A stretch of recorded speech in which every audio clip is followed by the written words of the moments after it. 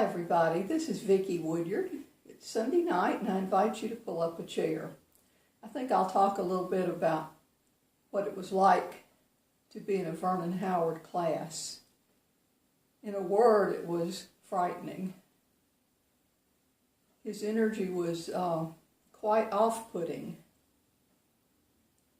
His purpose being to subdue the ego and alert the soul to the possibilities for real growth. These are not possibilities possible to get in Sunday school. You have to be stripped down to the real you. And society teaches us to put an attractive veneer over it, right? Yeah. So Vernon saw right through the veneer, and he went straight to the main topic. You do not exist as you think you do. All we have are mental movies in which we are the hero or the heroine. And he would say, stop it. He would pound his fist on the desk, stop it right now. And he'd say, sit up straight and listen. Every now and then somebody would get up and walk out because he offended them. He called this offending their precious darling feelings. And this was along the lines of Gurdjieff, the way Gurdjieff taught, who called men different kinds of idiots. Once you have a taste for a true teaching, you can't get enough.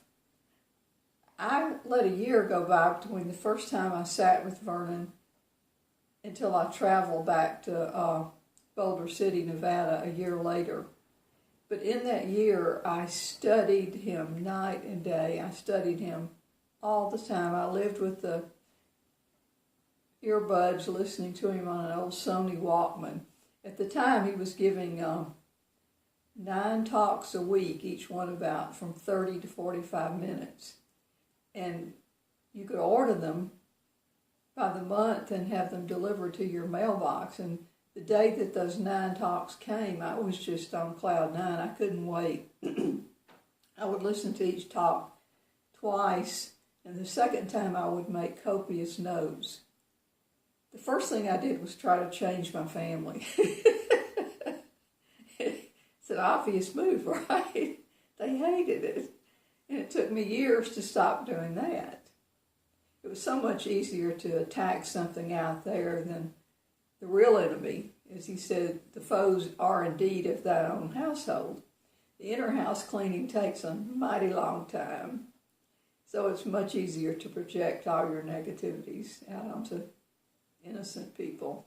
But actually there are no innocent people. We're all just alike. I don't care whether you're rich and famous.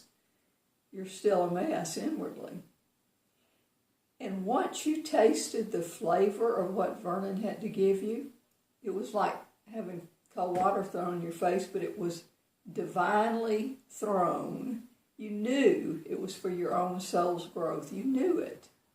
And those of us who didn't know it never came back. These teachings were for the few. He always emphasized that. The masses can't awaken because it takes a certain amount of energy to awaken. And the masses prefer to diffuse it out into self-medicating, building up their egos, and a true teacher is going to strip you of that ego as fast as they can. So yes, we were all afraid of him, and we all honored him. And usually he would say things like, not a single one of you has heard a word I've said yet. But once he walked by a group of students and he just said, it's all going in. He said, I know you don't believe me, but it's all going in. And he said things like, you always get your spiritual gold.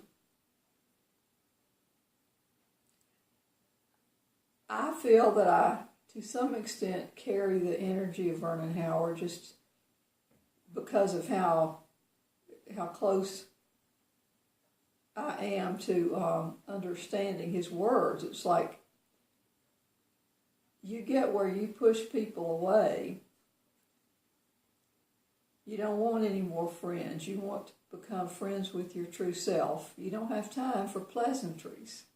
So you come off like the ex Mr. Nice Guy or the ex Mrs. Nice Guy, because you know that everybody's playing the same game. They all want to win the world's approval. And the game is rigged, as he liked to say, remind us. His class in Boulder City was just half hour from the gaming tables in Las Vegas. And he used to say things like, as long as you still want something from the world is going to maul you. The world is going to take everything it can. It wants to destroy you. And when he used the words devil and Satan, he meant one thing: mechanical forces in us that want us to stay asleep. He didn't mean there's literally a devil or a Satan. He meant to see that the foes inside of you are not for you, but they are against you. So I thought I'd just throw out a few little things like that on this Sunday night. Thanks for listening. Namaste.